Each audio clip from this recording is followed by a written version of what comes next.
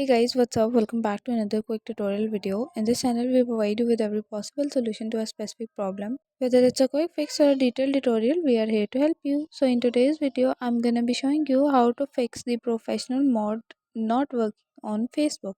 So if you are not getting the professional mode or it's not working on your Facebook account, then this video is for you. So without any further delay, let's get started. First of all, what you have to do is to simply tap and hold the Facebook application.